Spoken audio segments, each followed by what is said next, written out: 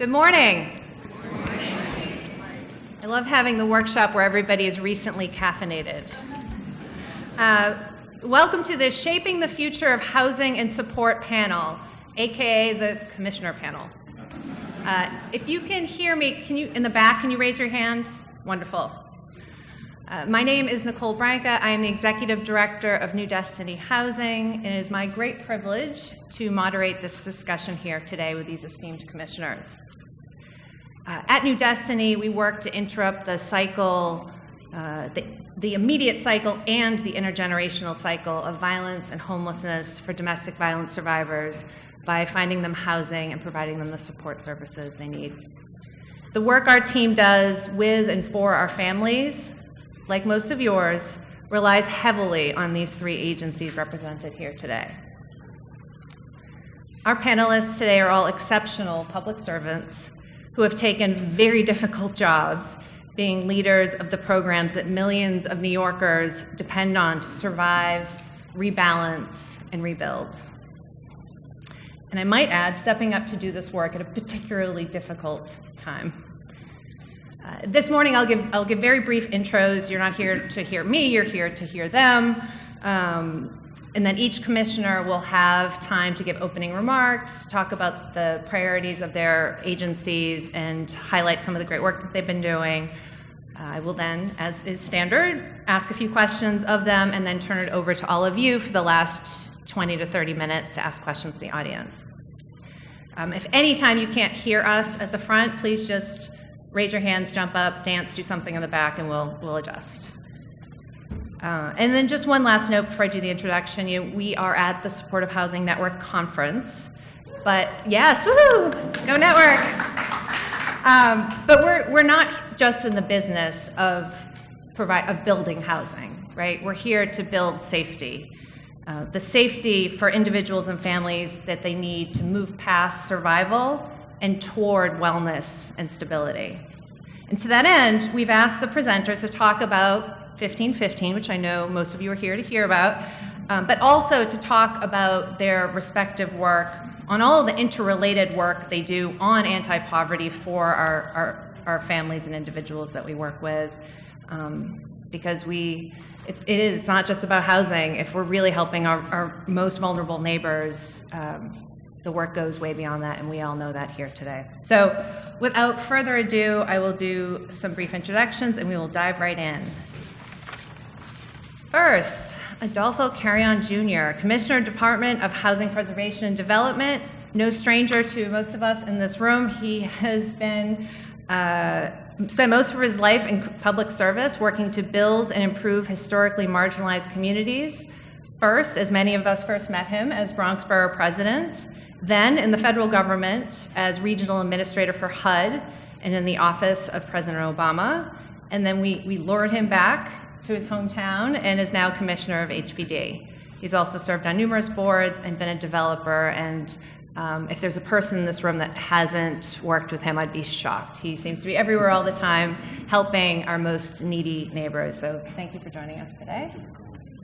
And Molly Park, Commissioner, Department of Social Services. Again, no stranger to those of us in this room. She was appointed in this role in 2023, but most of us met her over the years working at HPD or DHS. She has a huge,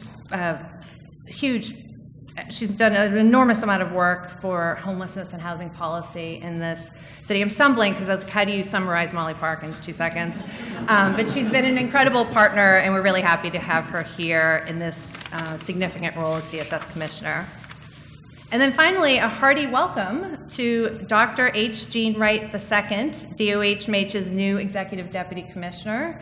I think I speak for all of us when we say welcome and that we're excited to work with you. He was appointed in April, so be kind. He's still very new, learning acronyms, etc. He has a fantastic background for this work. He is a clinical and forensic psychologist who brings 2 decades of leadership experience in behavioral health across both the public and private sector. He comes to us most recently from Philadelphia, where he was Deputy Commissioner for the Department of Behavioral Health and Intellectual Disability Services, and as an adjunct professor at Temple University. and seemingly sitting on every board and task force in Philadelphia. But he has also worked in California and Ohio and Washington, D.C., and has a wealth of knowledge and experience to help us with our fight to house as many people and provide the best possible services in supportive housing in the city. So with that, I will turn it over to Commissioner Carrión to give opening remarks. Testing, 1, 2, 3. Good morning, everybody. Good morning. Buenos dias, familia. Oh, I like that. So, Dr. Wright, the honeymoon won't last. They're coming after you, man. These are good people. They're fighters. They are relentless for a good cause. And like a famous Congress member said, they're here to make trouble, and good trouble, to fix things. And so, welcome to New York City. Not the city of brotherly love. Right? We know that. We're tough. Nicole, thank you for your generous introduction, for the work that you do. We recently celebrated your organization's work at the Museum of the City of New York. It was a wonderful evening. I'm so glad to be here with my colleague Molly Park, who we work hand in hand very closely to tackle the housing crisis that we're facing. It is an especially difficult time. I want to recognize my dear friend, the Commissioner of DCAS, Dawn Pinnock. Great to see you. Give her a round of applause. She's leaving city service in a few days. But she's not out of the game. She's just getting started. So glad to have worked with you. I wanted to start by saying thank you to you all for the choice that you have made to do this work. I feel guilty because I feel like my work is easy compared to the work that you do. To try to help the most vulnerable in society and the people that have been hurt and broken and stepped on and forgotten and ignored, in many cases, generation after generation, we've not, as a society, done well with people who've had trouble, right? Whether it's mental health issues, substance abuse issues. Simply being poor in America is a mark on you, as if there's something wrong with you. So thank you. I got into this work because my father was in the ministry, my mother was as well, and I understood their work to be less about the God talk stuff that a lot of people engage in, and more about healing, restoration, and building. 2 Puerto Rican kids who came here in the 1950s. They didn't know each other. They met on the Lower East Side. They started a family, South 2nd Street in Williamsburg, in a basement, in a tenement, in a basement apartment. Got the lucky break to get public housing and go to Jacob Riis houses across the river. And then went to a federally assisted development. It was brand spanking new, Haven Plaza on 12th Street and Avenue C in Loisaida. I actually bagged groceries at the Shopwell, back when there used to be Shopwells in the world, and shined shoes in the lobby of our building. And then we got an FHA supported mortgage. So we got that 3% down to buy a house for $28,000, right? Affordable home ownership. But in one generation, we were able to get on track. We need to do this, and we need to do it aggressively and quickly for newcomers in the city, for the most needy people in the city. And I can't thank you enough for the work that you do. So I'm privileged to be able to serve as commissioner of the New York City Department of Housing Preservation and Development. We're an agency of about 2,500 people.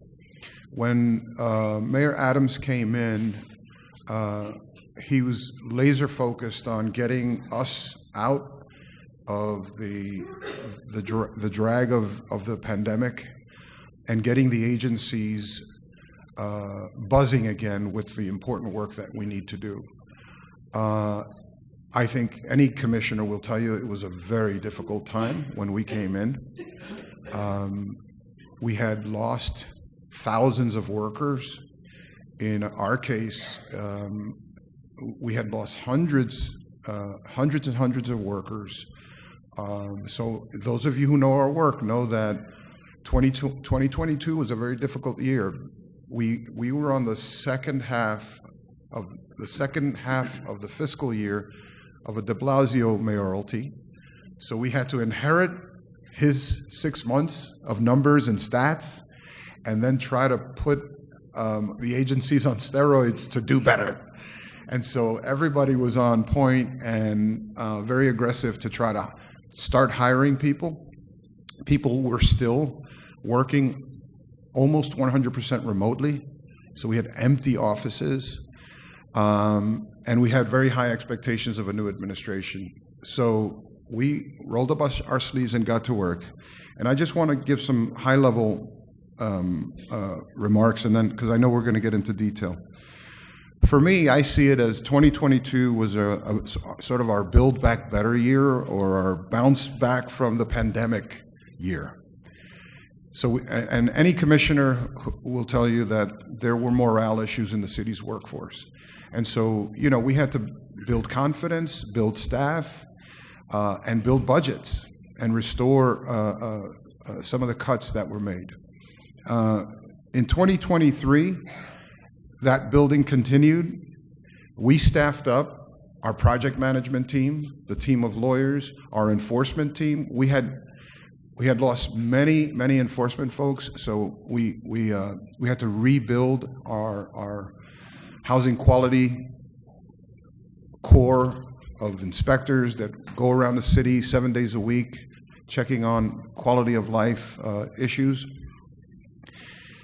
We had to enter new and creative partnerships and engage in some interesting solutions to increase the production of housing. And I'll talk a little bit about how dramatically that shifted.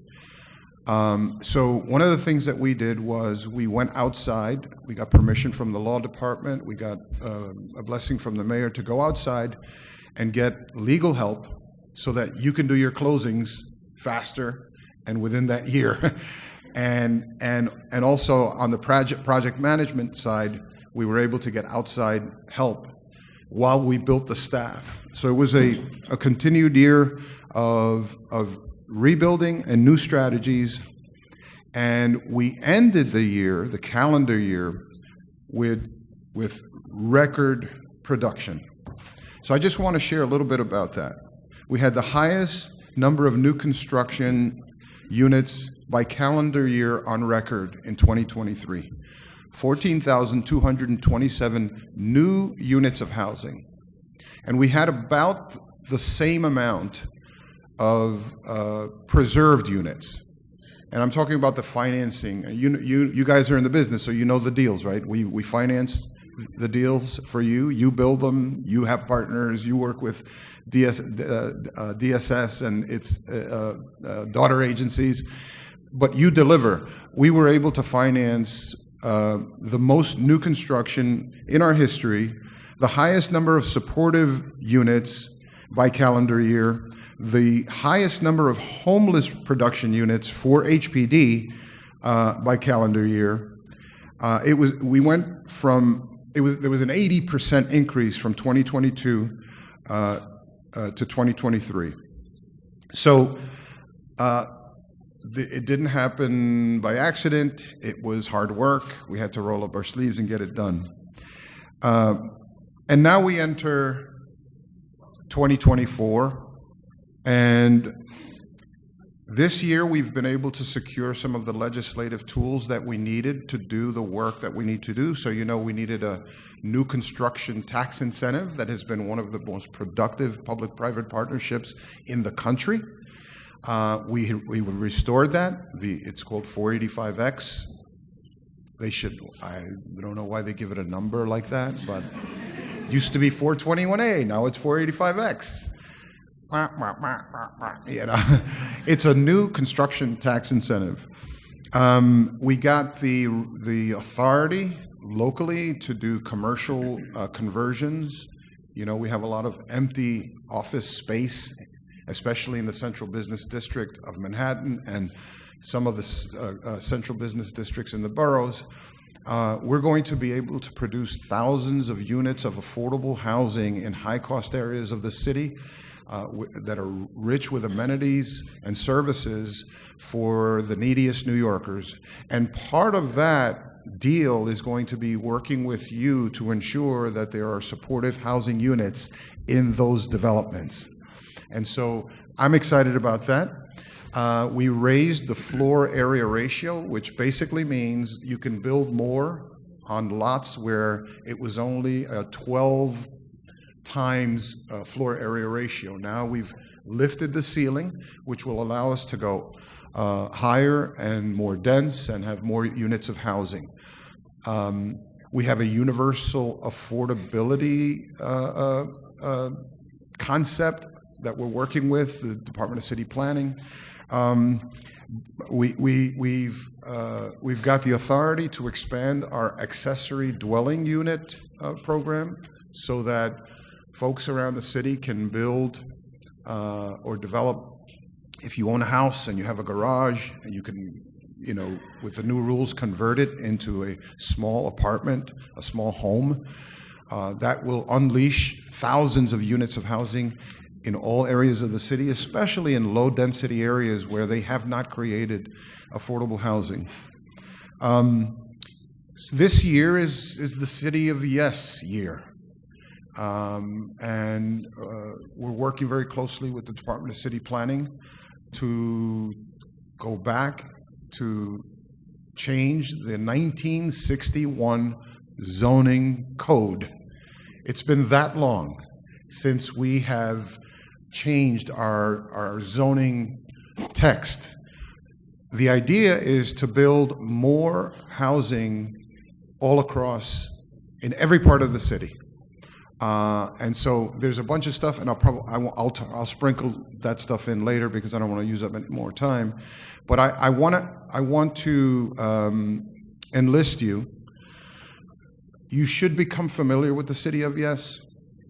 A lot of the city of no places in New York City are still no, and they saw yes and they said no, and they saw we want to build housing and an affordable housing and housing for the people who need it the most, and they said no, and they continue to say no, and a lot of community boards already started saying no. So we're going to need an army of good-hearted, hardworking people who love this city and understand how important this work is, to go out there and visit the community boards and talk to the leaders and talk to elected leaders. My commentary on elected leaders is they need confidence building, a lot of them, right? And not ego building, confidence. Look, I'm a former recovering politician. My ego is intact. It's like, look at me, I love to talk. I'm over here talking. But so they need to hear from their constituents that, hey, this is good for you. This is good for us. This is good for our future. Be brave, be courageous, be a visionary leader, be a builder. So they're going to need to hear from you. I'll end with this in terms of my intro. The affordability crisis has only deepened in our city. We did the housing vacancy survey. We do it every 3 years with the Census Bureau. Soon, by the way, breaking news, soon not to be the Census Bureau anymore. They're quitting on us. So we have to hire a new vendor. We've been doing it for like 60 some odd years with them, or whatever, however long. I made up a number, I don't know. A really long time. You could fact check. And they're bailing. They don't want to do it anymore, the Bureau of the Census. So we're finding a new vendor. We're working on that now. But it is the most comprehensive count of the availability and the assessment of the availability of housing, rental housing in New York City. We are at a 1.4% vacancy rate in New York City. And if you're looking for an apartment under $2,400, it's under 1%. And if you're looking for an apartment under $1,200, it's a virtual zero. You know, you probably hear it from many of your clients, I can't find anything, right? We have hundreds of thousands of people applying through our Housing Connect lottery system. It's just a mass of humanity trying to find housing. So it's the vacancy rate is the worst that it's been in 60 years. The cost of production of housing has increased, and the cost of rent has increased. And there are more people that are rent burdened in our city more than any time in our city's history. So we got the agency intact. We've got about 2,500 employees. We're budgeted for a little more than that, but we have about 2,500 employees. So the Office of Development, the Office of Preservation and New Construction, they're buzzing. Our law office is buzzing. Our asset and property management team is buzzing. I need a few people there. Anybody interested, let me know. We got the legislative tools last year, this past cycle that we needed. And now we're targeting our efforts to the federal government because we need to do some things there, which I'll talk about later because I'm taking too long. It's a pleasure to be with you all. Thank you. Sorry. No, perfect. Good morning. Thank you so much for having me. It's really a pleasure to be here, if not a pleasure to have to follow Adolfo, which is always a challenge. So I've been in this seat about 15 months. When I started, I realized there were three things that were keeping me up at night, all night, every night. And I just want to kind of give an overview of where we stand on those, because I think actually it has been a really eventful 15 months. So issue number one was the asylum crisis in New York City. We've had well over 200,000 people come through the city, starting largely from South and Latin America, but now coming from really all over the world. There are more asylum seekers in shelter right now than there are traditional DHS clients, which is just a remarkable figure. The DHS system grew up over 40 years, and we have now doubled it in 2. This remains a significant challenge, but I would say in the last 15 months, we've really built a whole of government kind of response. There are so many people thinking and planning about this, and that combination of various things that we have really stabilized. I hope it stays that way. I'm knocking on wood, right? But we are in a different place than we were when we were opening, 3 or 4 hotels a week in some cases to keep up with the asylum crisis. Issue number 2 was cash and SNAP processing. So one of the 2 agencies that makes up DSS is the Human Resources Administration, which is the primary benefit agency for the city of New York.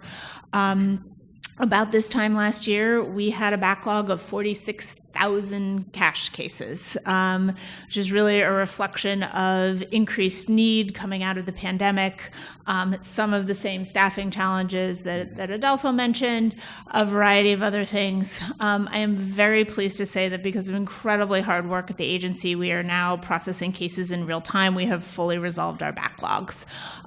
Tremendous effort. It's not directly related to housing, but as Nicole pointed out, that the financial well-being of our clients is, we have to look comprehensively. So the fact that we have been able to resolve those backlogs is hugely important. And then issue number 3 is housing and how we help more people exit the shelter system faster and into more permanent placements. I will say the Department of Social Services is a housing agency. that's not how people think of us, but we administer rental subsidies for 70,000 households at any given time. That makes us effectively one of the largest housing authorities in the country.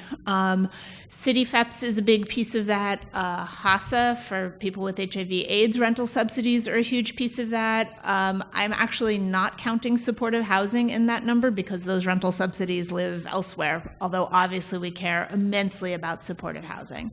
So really trying to think about our identity as a housing agency and making sure that we are doing everything that we can to help our clients stay in housing for those who are housed and then connect back to permanent housing for those who are in shelter. We have a four-pronged strategy for how we're doing that. We're really thinking about how do we get vouchers into the hands of everybody who can potentially be eligible.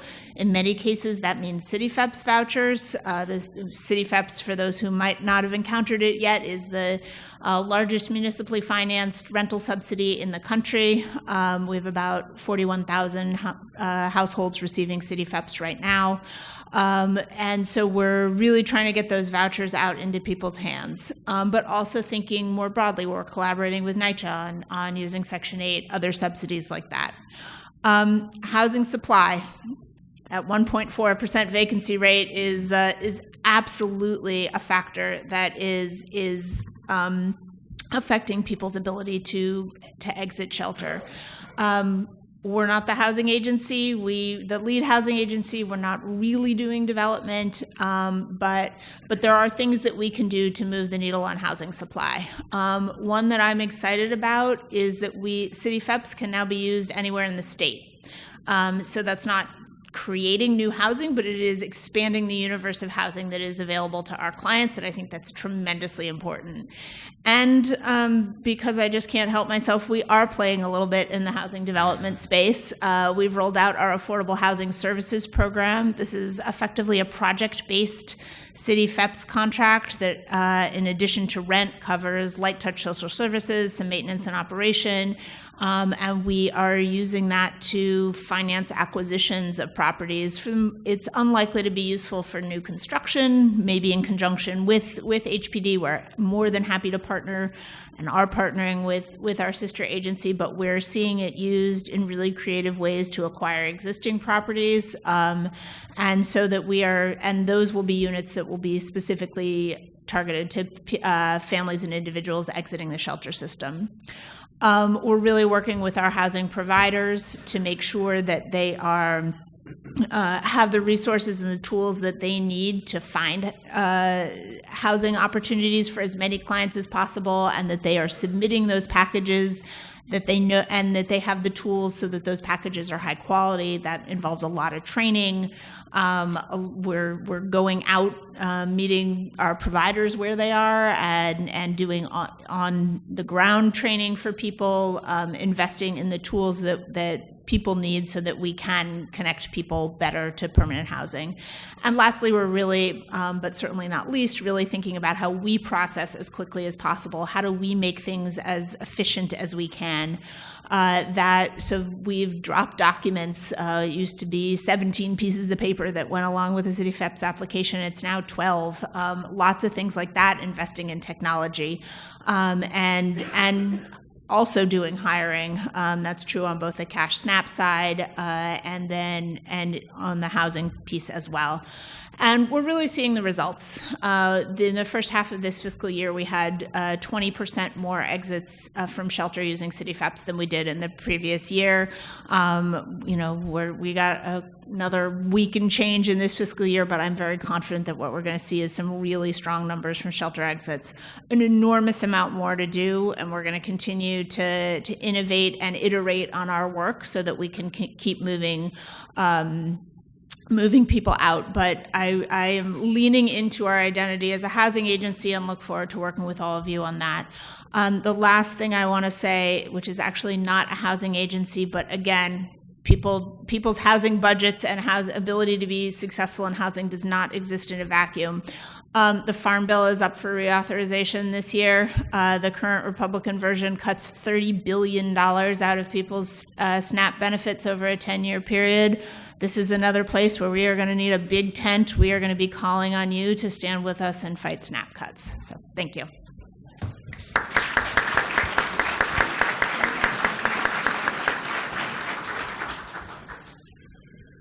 Good morning. Can you hear me okay? Thank you so much, Nicole. Thank you, Commissioners. Thank you all for welcoming me here.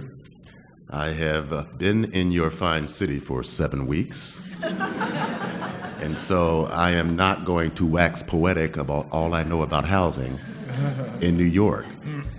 But I would like to draw some parallels because it's important. As a clinical and forensic psychologist by training and administrator for the past 25 years, there are certain things that are important when you think about social determinants of health, and you all have heard that term many, many times, and you understand how poverty impacts social determinants of health.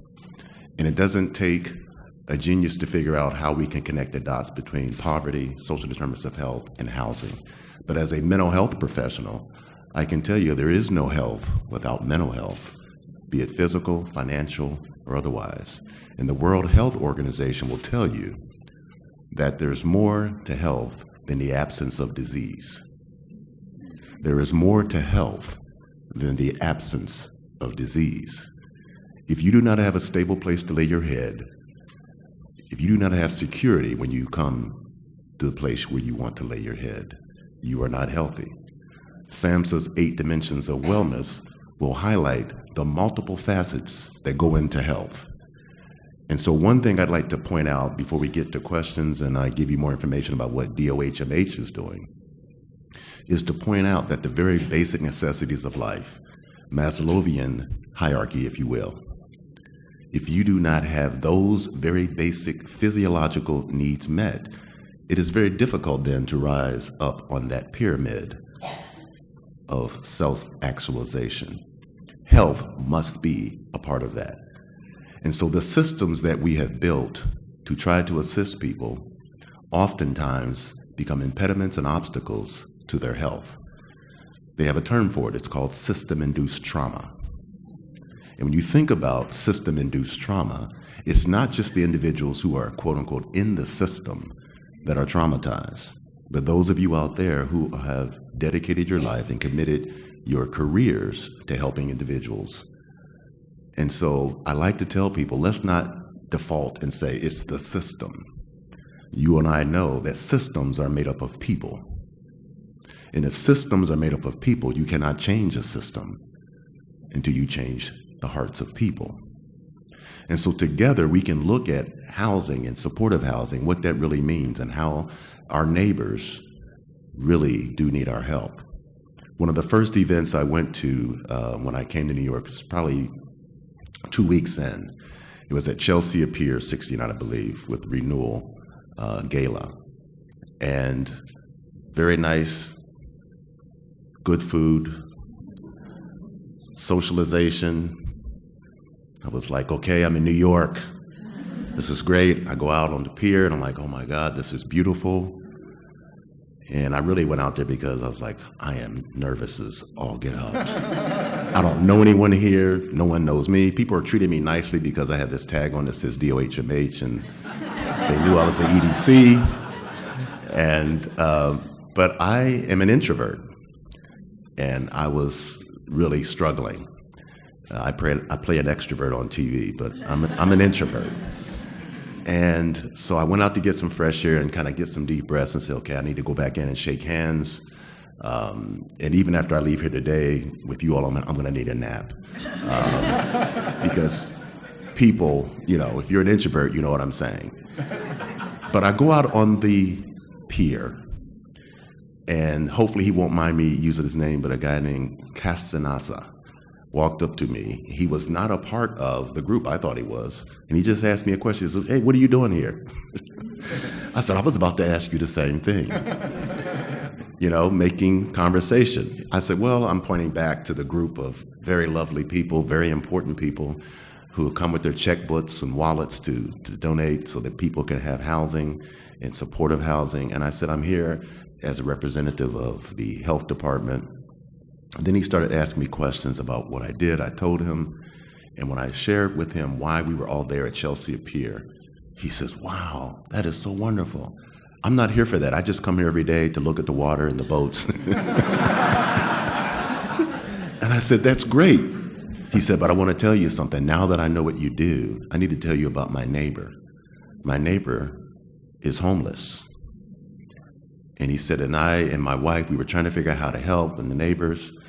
And I went out to try to see what I could do. And I thought, well, maybe I should send my wife. I don't want to scare her. I don't want to be, inappropriate. And we tried to figure out what we could do, and she didn't want our help.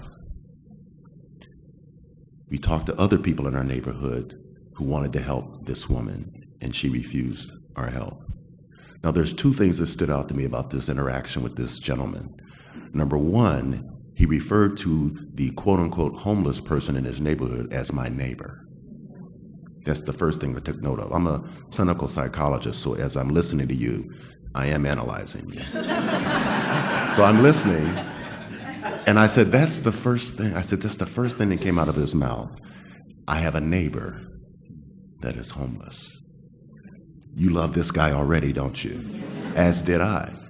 And then he said, and I told him what we could do. I told him what we're trying to do. I told him that DOHMH, we don't build housing, we don't make housing, but we do support with our partners, individuals who provide housing, services to wrap around individuals so they can be safe and secure. They don't have to take advantage of these services, but they certainly can. And he said, wow, I have 3 other neighbors that are homeless. And so I tell you this story to say that we're all neighbors, and we're all trying to do something that honestly is very difficult to do. And sometimes it's the most difficult thing is to convince someone that you think is in need of your services to actually accept your services. There's something that people talk about all the time called access to care and disparity in access. And I look at disparity in 2 ways. There's a disparity in that it may not be in your zip code, and there's disparity that it's in your zip code and you don't want to access it. I submit to you that a lot of times people turn down our services because they're traumatized. And the good commissioner here mentioned the question. And I would submit to you, if you know anything about trauma, and I believe that anyone that finds themselves in our systems have an underlying trauma or unresolved trauma. The wrong question is, what's wrong with you? And people ask that question all the time.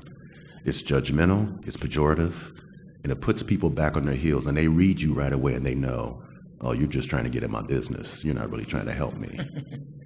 But when you ask the right question, which is, what happened to you? What happened? Now I'm asking a question that is inviting. Now I am inviting you to share with me your narrative, your story about how you got to the place where you are that we met, whether it's with Constanza on the pier, walking down one of the streets in New York, or at your place of business. We all have a background in trauma. If you lived on this planet for any length of time, you've been traumatized. Am I right about it? Yes. Yeah. And so then how is it then that we might forget as we encounter our neighbors the unresolved trauma that landed them in the place where they need our help? Remembering that on a daily basis allows you to wake up each day and do that hard thing that you did today, that you did yesterday, and that because you're committed to this work, you're going to do tomorrow. And so I would just say, as the new EDC at DOHMH, who was brought here to reduce the suicide rate, to reduce overdose deaths, to increase access to treatment, and they gave me till January. Because this is New York. And everyone has been so kind. But one thing my father always told me, he said, if it's not hard, it's not worth doing. If it's not hard, it's not worth doing. Don't waste your time doing things you know you can achieve. Don't waste your time dreaming dreams you know you can accomplish. Don't waste your time trying to do things that are easy. And so I submit to you today that we're all in this room because we've chosen to do the hard thing. And so failure is not an option. It's just a learning experience. And so let's learn together. Let's do our best to fail forward and fall forward. Because if we keep doing that, we're going to succeed. Even if we don't reach the benchmark number. If I have a number of reducing something by 30% and I fail and only reduce it by 20%, have I failed? No, I just didn't hit that number. So numbers, they're relative. What we have to do is keep setting goals and make the goal as hard as possible. That's the whole part of a vision. The vision is supposed to be unattainable, and you're supposed to keep striving for it. The mission is something else, but the vision that we can have together to make sure that there is no homeless person in New York sounds impossible, which is why it's worth doing. Thank you.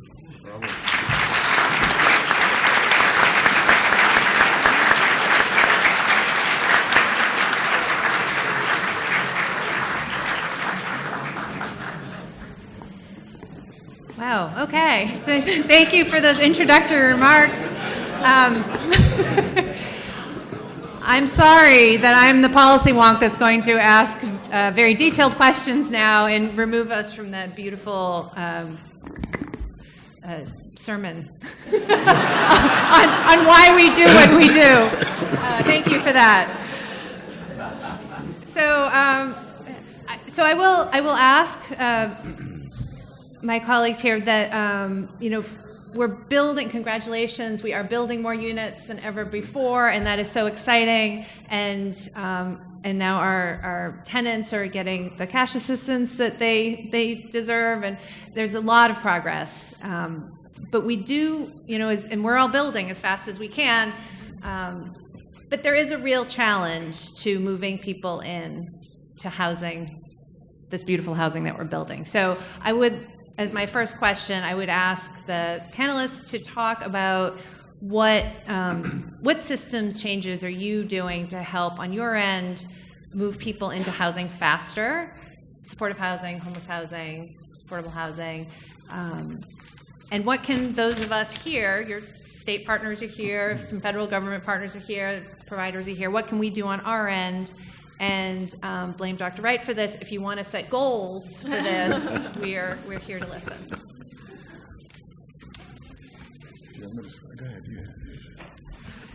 Thanks. So, and I talked a little bit about some of the work that we're doing already. I think it maybe makes sense to start by putting some of the supportive housing vacancy numbers in context, because I know this is something that we've been talking about as a community for a very long time.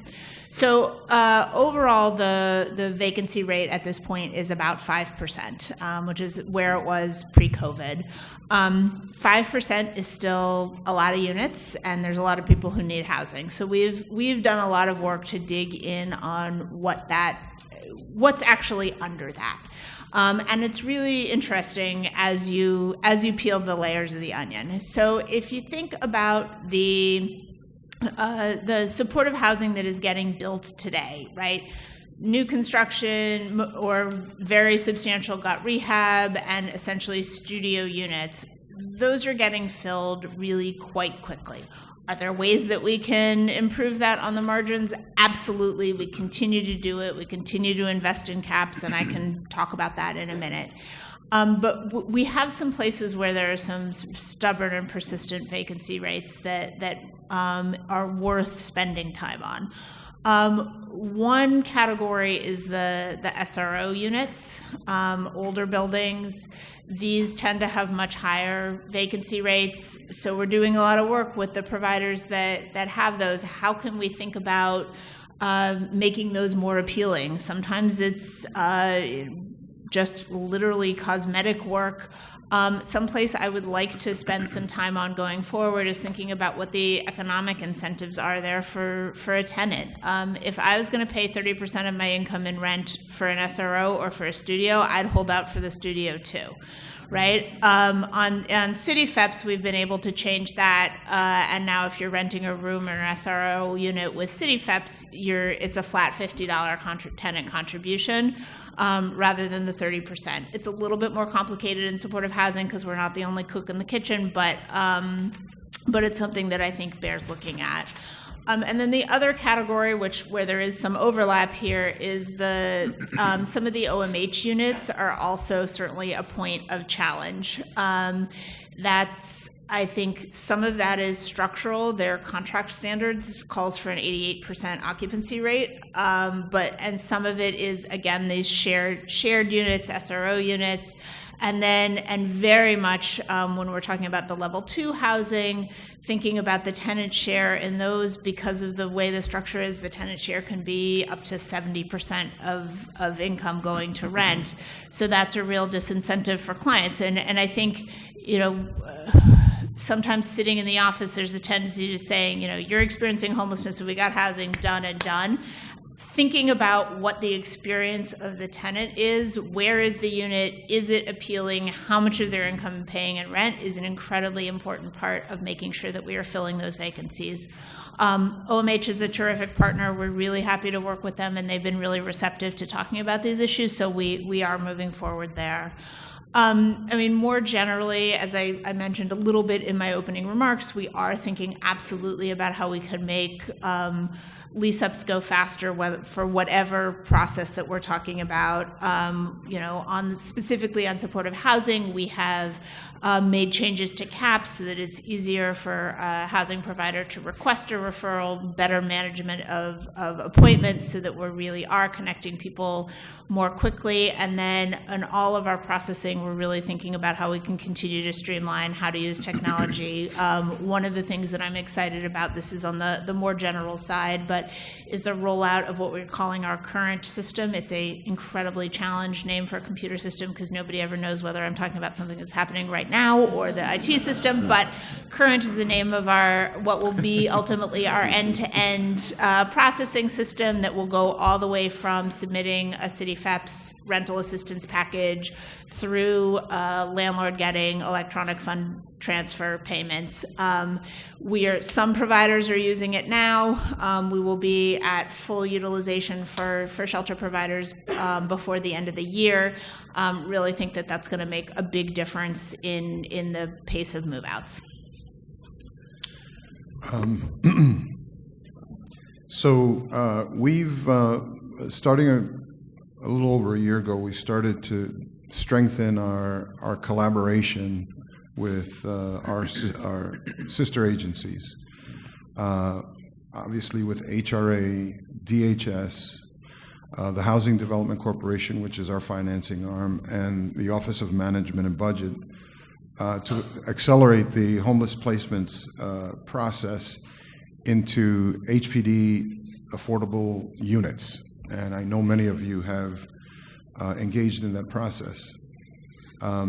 As a result, we've had record-breaking placements. I mentioned that earlier, over 3,000, which was a 30% increase over the prior year. And currently, we're on track to pretty much blow that out of the water, which is great news. In terms of, when we started the administration, one of the big themes was streamlining. Whether it's the development process, whether it's doing business in New York City and getting permits and licenses, and sort of just unclogging the system.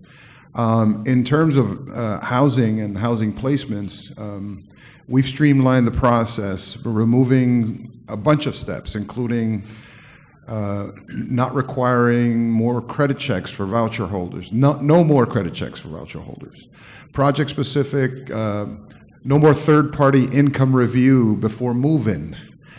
Standardizing and centralizing forms. So no more bespoke project-specific consent forms to track down, thank God.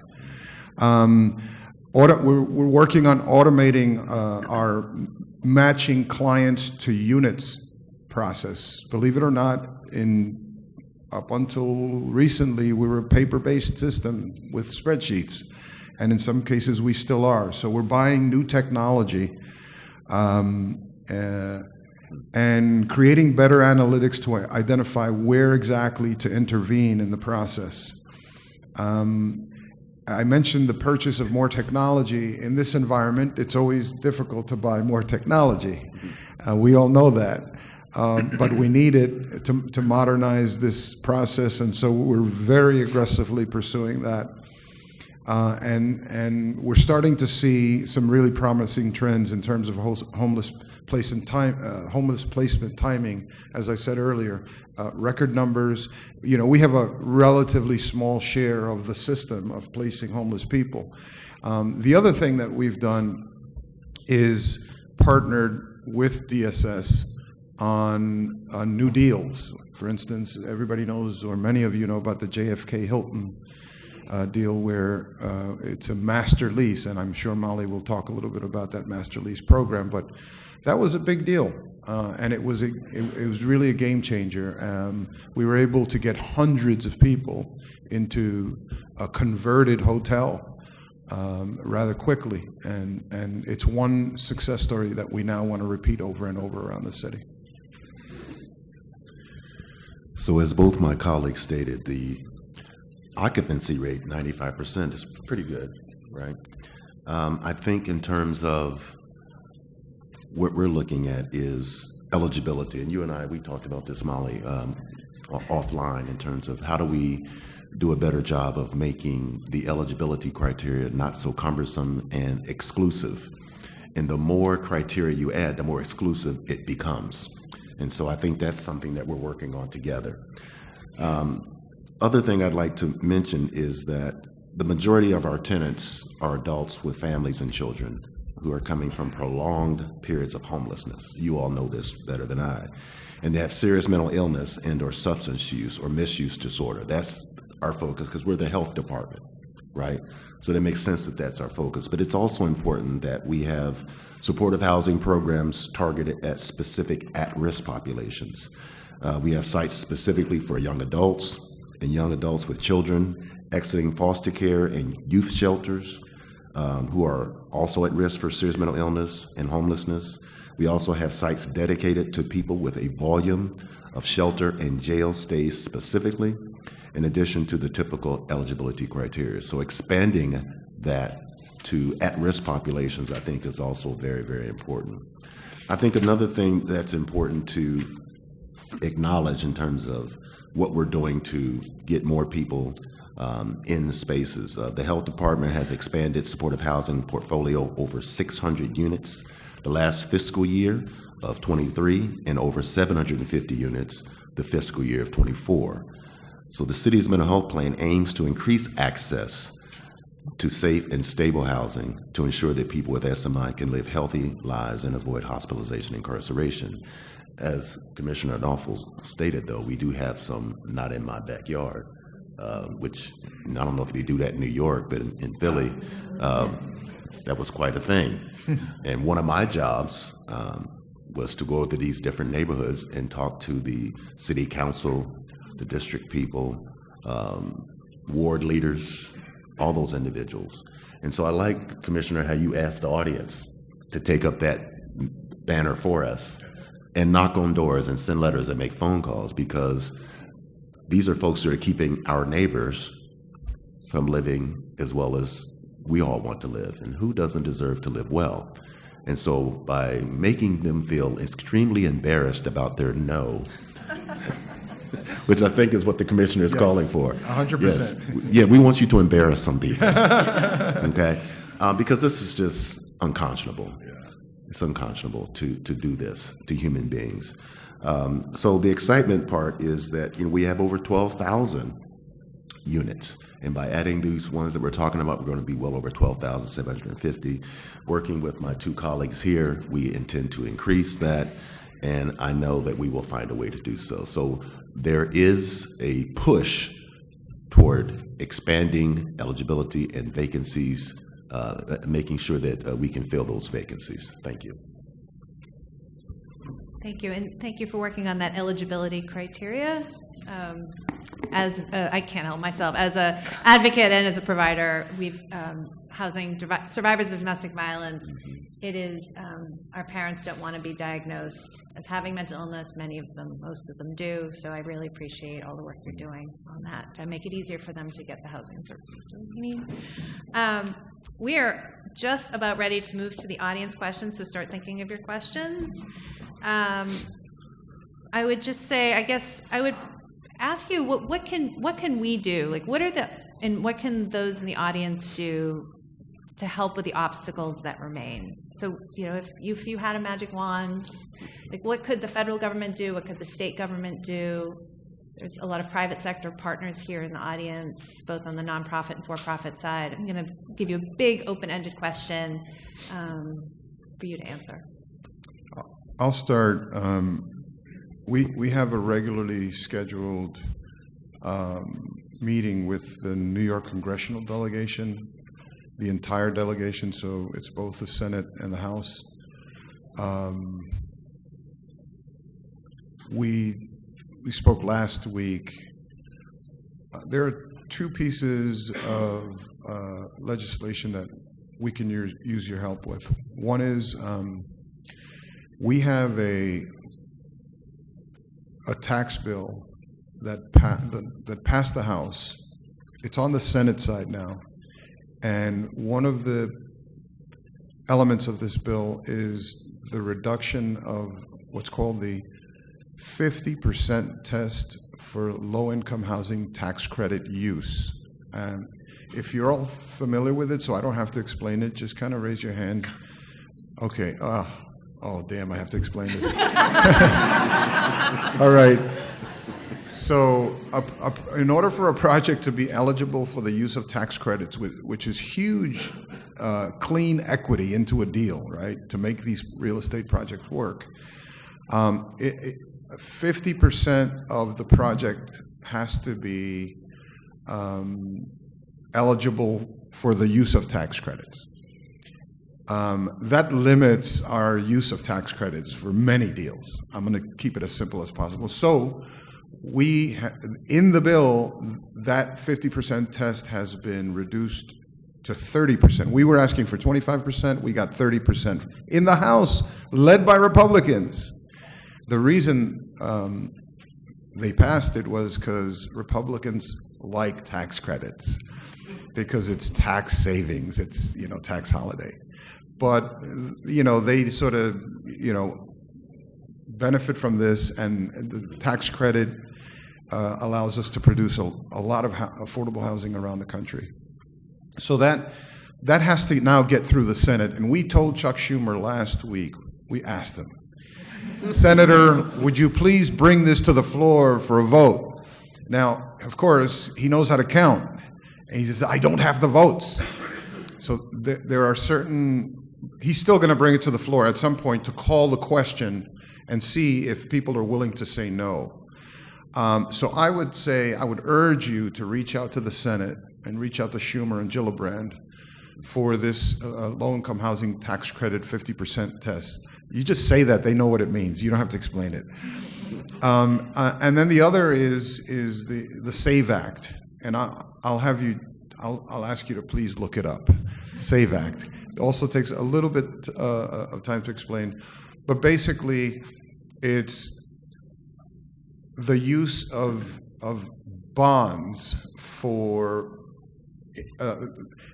infrastructure projects. What we want, essentially, is for housing to qualify as infrastructure, which would lift the cap on the amount of resources we could dedicate to affordable housing, that in very, very, very elementary terms. But it will unleash tremendous production potential here in New York City and New York State. We're talking tens of thousands of units of housing. So if there's two things that I'll leave with you is those two things, but getting to the federal government, because we got help from the state. We we did the vision thing here, Commissioner, where the mayor announced a goal of 500,000 units of housing in 10 years. The governor for the state established a vision for 800,000 units of housing for the state of New York. We invested the largest amount of resources, $20 billion for 10 years, the largest ever of any administration to try to build more housing. We know there's a supply problem, obviously. But now we need the help of the federal government, so I would beseech you to help us in that regard. So I mentioned SNAP already. Farm Bill's coming up. Need your voices there. But I also want to take a page out of my colleague's book and think a little bit big picture. I actually think the single biggest thing that would make a difference on a national level would be really moving from a federal minimum wage to a federal living wage. I don't know that there's any remote likelihood that that ever happens in our near term, right? But the mental health issues doesn't cause homelessness, right? Substance use doesn't cause homelessness. What triggers homelessness is not having enough money to afford a place to live, and not having your family and your community not having the resources to support you in that moment of crisis, right? There are an awful lot of people with mental health diagnoses or substance use issues who are stably housed because their community has the resources to take care of them, right? But we have systemically starved people, entire communities of those resources, so that the family members in need end up on the streets and in our shelters. One of the data points that I think is incredibly interesting was that when COVID started, the numbers of families with children entering the DHS shelter system plummeted. It was exactly the opposite of what I was expecting to happen, right? And we know there are hundreds and thousands of doubled up families in New York City, and I thought that when everybody's cooped up in their apartments all day long and with fear of being physically close to other people, that was gonna really fragment the system, and it didn't happen. And there's probably a slew of reasons why that didn't happen, but I think a big piece of it is that there were income supports coming in, right? People had enhanced unemployment and enhanced child care and those stimulus checks, and when people have resources to support themselves and their communities, they can do so. So if I have my magic wand, there you go. Magic wand, huh? Okay. I think a couple of simple things come to mind being very new here. And one is that we have a lot of data, and we collect a lot of data. But do we present the data in a way that it tells a story? Some people react to data, percentages, bottom line type folks, and other people simply do not. It becomes like more data doesn't help people. But if you look beyond the data, what is the story telling about our neighbors and what people are needing? And so I think if we can really understand that having people that do not have secure places to live and put a number on it, that's one thing, but putting a name and a face on it is a totally different thing. How do we help lift the numbers into a narrative that tells the story of what's happening in New York City? I think, Commissioner Adolfo, you did it quite well in your opening remarks. You told us what's going on and what it looks like. But how do we get that across to the legislators and people who make decisions so that they see more than numbers? So I think that's one thing. I think the other thing we're kind of working on, Commissioner Park, which is how do we push towards a collaborative effort to get more congregate sites as opposed to scattered sites. That might be something that would be helpful. And I know it's already in the works, but how do we get support for that kind of thing? So those are two things that I think make sense. As a scientist, practitioner, and researcher, I know that numbers can say whatever you want them to say if you don't understand the audience that you're sharing the numbers with, right? You have to know your audience. And if you know your audience, then you can present the data in a way that is compelling, that can really maybe help force some of those embarrassments we're trying to get, you know? Because if people are on record of saying no to their neighbors, we need to mark it down. And we need to follow up and say, yes, on such and such a date, you voted against that. And it has to be a concerted effort.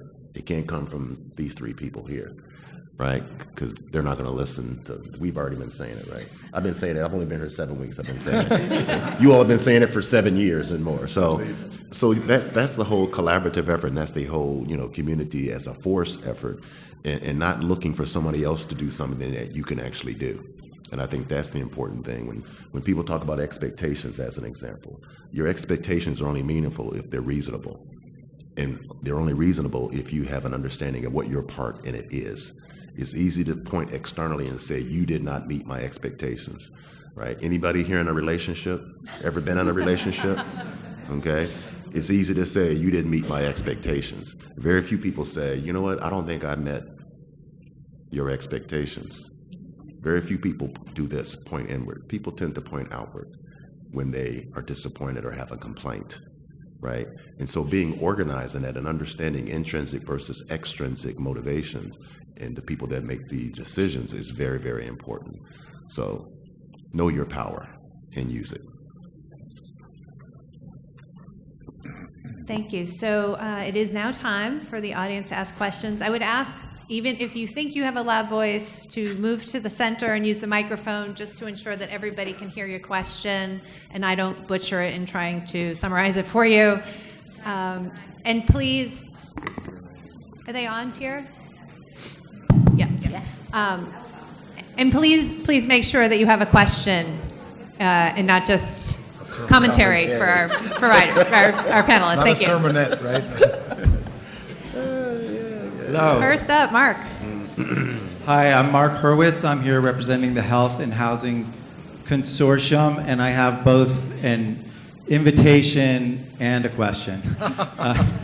The invitation is really to everyone here and to the three of you amazing commissioners to join us in our effort to merge the silos of health and housing to benefit the people who need both healthcare and housing and the interrelationship between those two. And the question is really to ask whether a $3 billion funding stream that could help with this coming from the state of New York is on your radar screen. It's part of the state's 1115 waiver, which has been approved, and it will allow nonprofits to bill Medicaid for addressing the social determinants of health, including housing navigation, including housing search, including support in housing, particularly in paying rent. So I think that could really address the problems that all three of you raised. Commissioner Carrión, a lot of the supportive housing providers need rent to stay solvent. Commissioner Park, your issue number 3, I believe it was, moving more people out of housing. And Dr. Wright, of course, addressing those social determinants of health.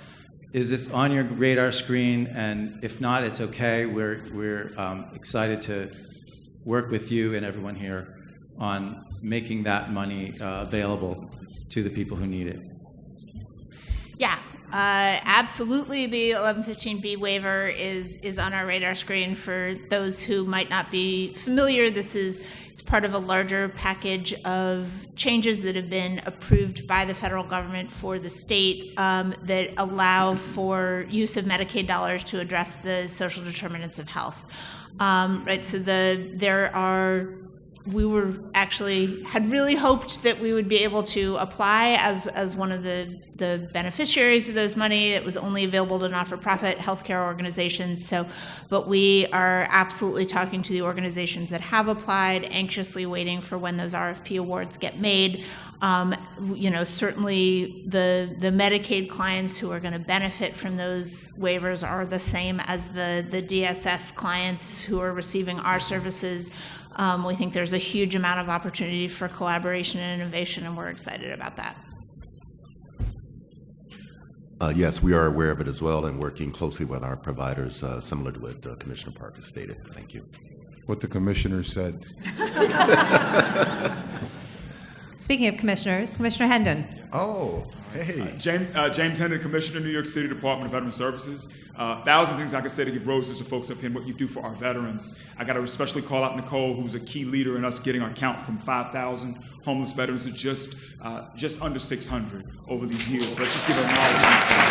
Yeah. She stood up our team before we lost her. So at DVS, there are three major things we do. This is Nicole's legacy. We hold the hands of our brothers and sisters as they navigate the process from housing insecurity to security, everything from the placement to assessment to helping you get vouchers, et cetera. That's one piece. Another piece is aftercare and eviction prevention, constantly doing critical time interventions to touch base with our people to make sure they don't slide backwards. And then the third piece is reaching out to landlords as far as identifying folks who would house our brothers and sisters, just to constantly maintain those relationships. That's us.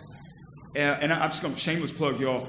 It's jhendon@veterans.nyc.gov. My email address, jhendon@veterans.nyc.gov. My cell number, because I'm serious about this, it's 646-483-0783, 646-483-0783. Stand up, Lamar, who Nicole hired years ago. Also, we got John from our team. If y'all have anyone in the audience that involves veterans, these are the people. John Fowler, Lamar Wheeler leads that team.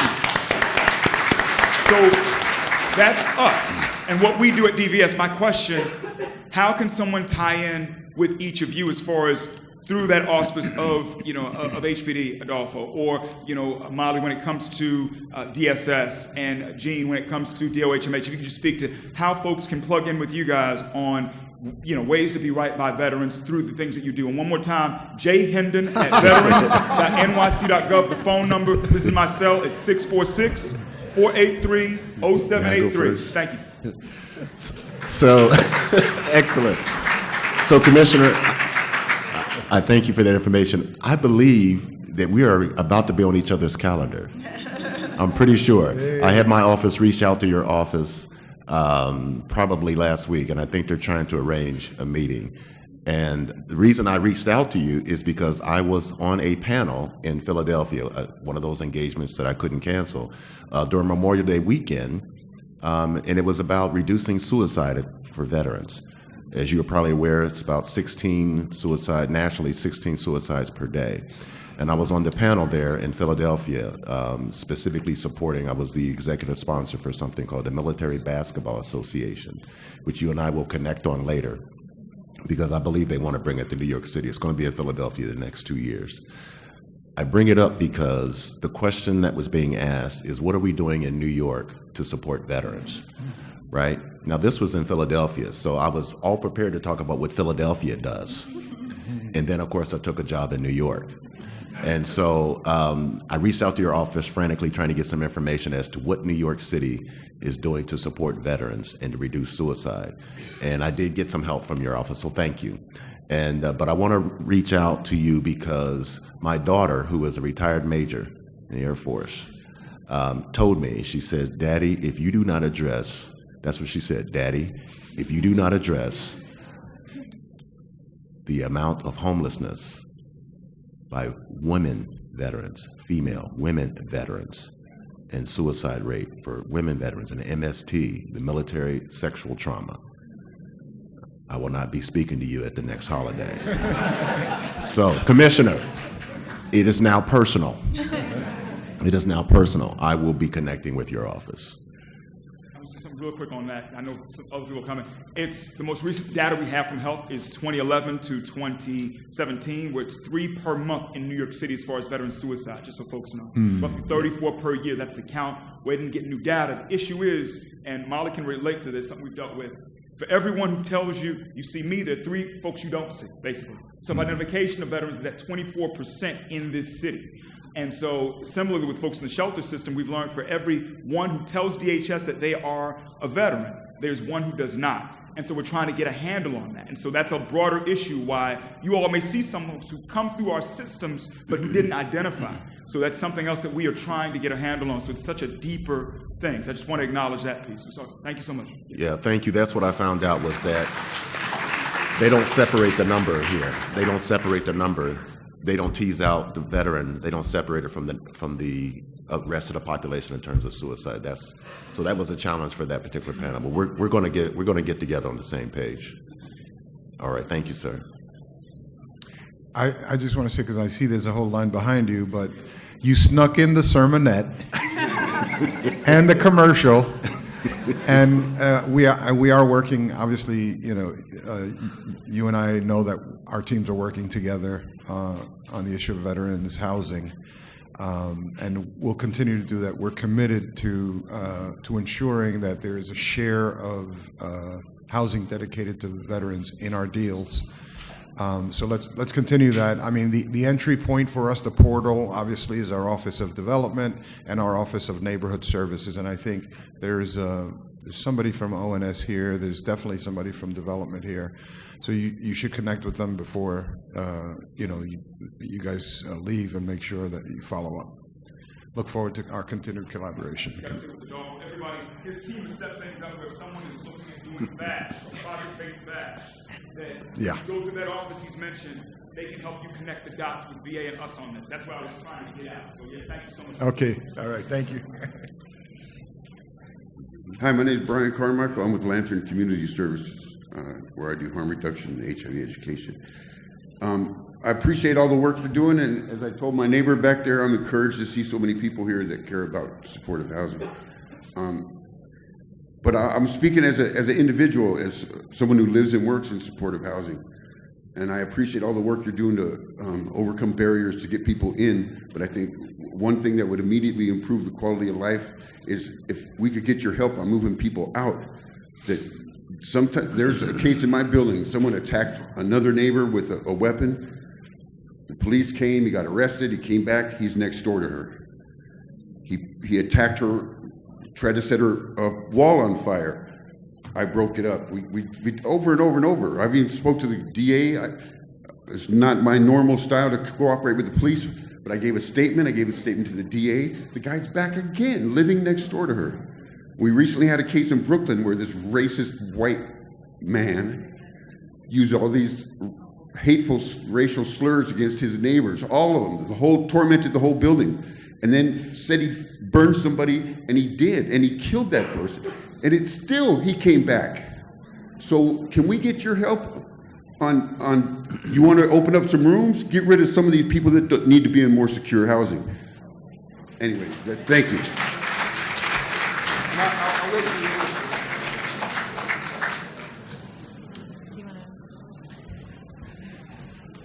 Tough issues. Thank you for raising them. I appreciate it. I think there's a couple of things.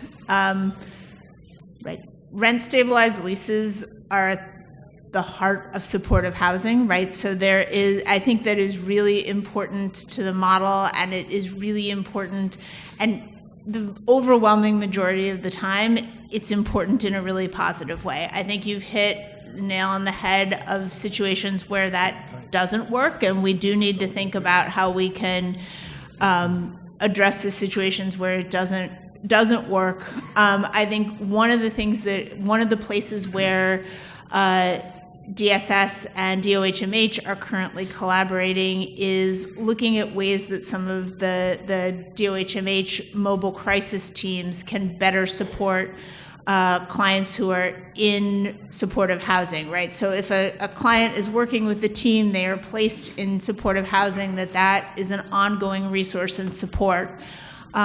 Knowing that supportive housing provides incredibly valuable services, but they are not intended to be the be-all and end-all for somebody who is in a moment of crisis. So I think that is something that we continue to work on. But I think also really it is incumbent on all of us to make sure that we are supporting providers as landlords to know, when they do have legal rights. While the goal is to keep people permanently housed and sustainable, there are, as you raised, there are going to be situations where that's not the case. Given the underlying structure of rent stabilized leases, that does mean legal action, and we need to support housing providers in that case. Thank you, Molly. This could be an entire workshop, so yes. I appreciate you addressing that head on. And for the gentleman who asked the question. Next, please be brief. Good Good morning. My name is Sam Birnbaum. I'm here representing Settlement Housing Fund. Molly, I think I started about 8 months after you moved on. Public financing is obviously the linchpin for affordable housing, and I would especially highlight tax-exempt bonds. I wanted to know what your agencies are doing to coordinate with HDC to make sure supportive deals are prioritized in bond allocations, and beyond that, what can be done to improve transparency with developers that are doing supportive housing, given that to reach a state of shovel readiness for these deals, there's a lot of investment that has to happen, and that's investment that needs to happen without the guarantee of bond allocations.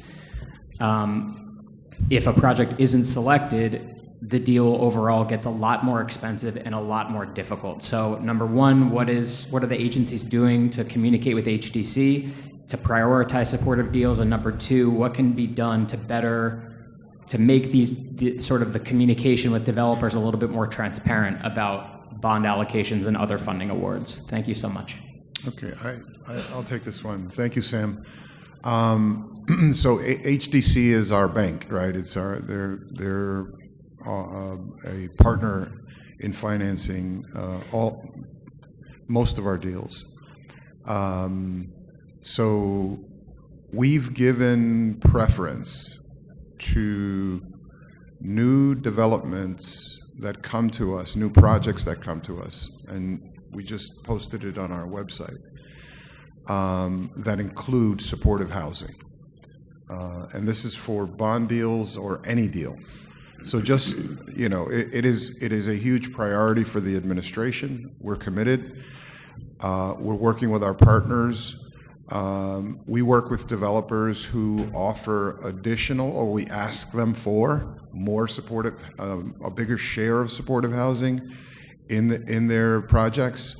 And the development community, I will say, largely has embraced it. There are some holdouts, but whether it's an additional 10, 20 units in a 150-unit deal or a 200-unit deal,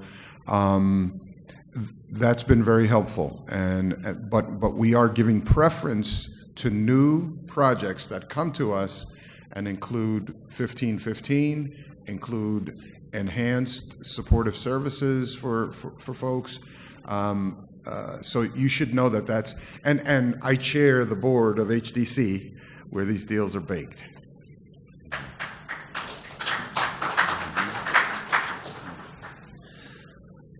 Oh, look who's here.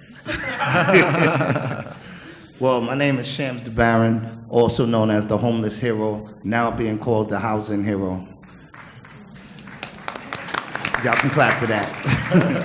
But first, I want to quickly thank you all for your service. In the past 2 years and change, there's a tremendous amount of progress that have been made. And as a person with lived experience who continues to be on the ground, in the streets, in the shelters, et cetera, I can tell you that there's a lot of progress that has been made. So I want to thank you for that. Can y'all give it up?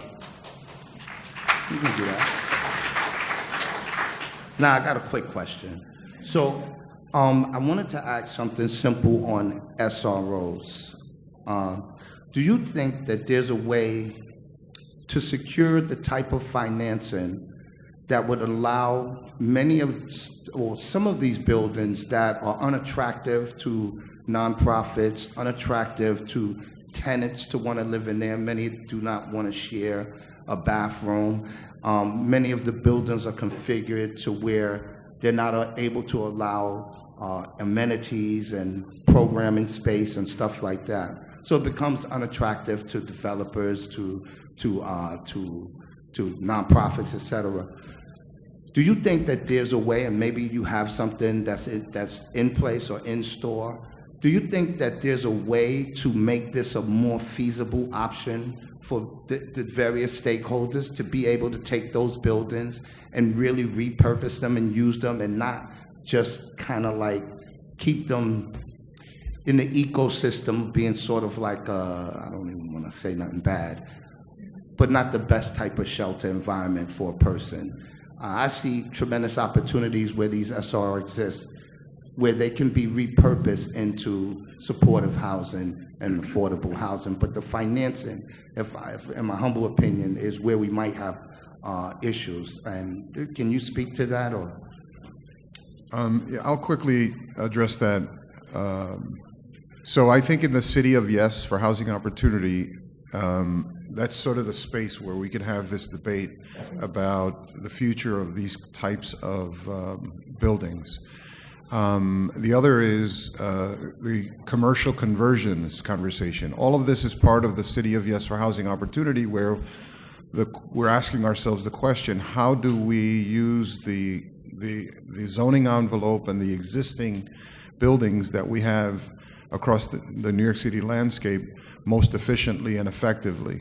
So I would encourage you to, participate in that discussion. It's going to the City Council soon. It's going to get voted on this winter before December 31st, knock on wood. But we're financing conversions now. We're financing something on 57th Street right now. And there is a portion of the building that will have what historically has been, SRO-size units for individuals with their own little kitchenette and bathroom. There's some design challenges to that, as you know, but we're trying to figure out a zoning text that will allow more spaces like that to be used. And in a tight city like New York and in a tight market like New York, we need those options. So be part of that discussion, please.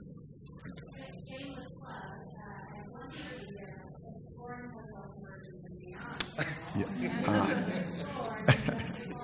There you go. Okay. That's good. Good morning, everyone. I'll make it brief. I really want to discuss about the programs in itself, like the subsidies. I know when clients come out the shelter system and they move into their new apartment, the broker gets 15% of the annual rent. But when they come out of the community using subsidies such as FEPS or Section 8 or HASA, if they move from one apartment to the next, the broker only gets half the month's rent. My question is that, will that ever change in the future? Because I have a challenging problem with placing some of my clients that have FEPS or Section 8. Well, Section 8 has a program called EHV LUSU. If they move out of the community with that voucher, with Section 8 only, they get the full broker's fee. But it becomes challenging because if the client has a FEPS voucher and they're moving into the community, the broker only gets half the month's rent, and they don't really want to work for that. So it becomes like a little bit challenging in placing them. Yes, I completely agree with you. You've hit an issue that is something that we are thinking about quite a bit at DSS. Right, it is a challenging moment in city finances, right? So, the easy and obvious thing to do would be to make all of the broker's fees equal at the higher level. That's not an option that I have available to me right now, just because I do have to figure out how I pay for everything that I do, but it is something, looking at what the standard should be and how we can make it more equitable is absolutely something that is on our radar screen right now. So it is noon, so you have the last question, and then the others, I'm so sorry, but we will stay a few minutes. We can stay a few minutes into lunchtime and take those last few questions. Hi, my name is Imani Phipps. I work for Riverside Goddard. I had a question about the supportive housing units.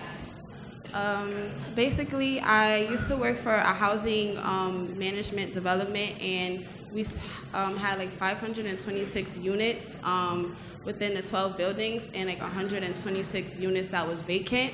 And once I asked why we weren't able to like redo the apartments to rent them out for like housing availability. They stated that it was because it costs more for them to refurbish the units than rent them out. So I just wanted to know, is there like a bridge that we are able to have with that problem? Like a connection with the housing development units and to get the clients out the shelter? You know what, why don't we That might make just sense. Do you want to come have up her come up, afterwards? yeah. Okay. And we can talk about it, because it seems like everybody wants to jump for lunch. Yes. Okay. So if everybody could just join me in thanking the commissioners for their time and their work.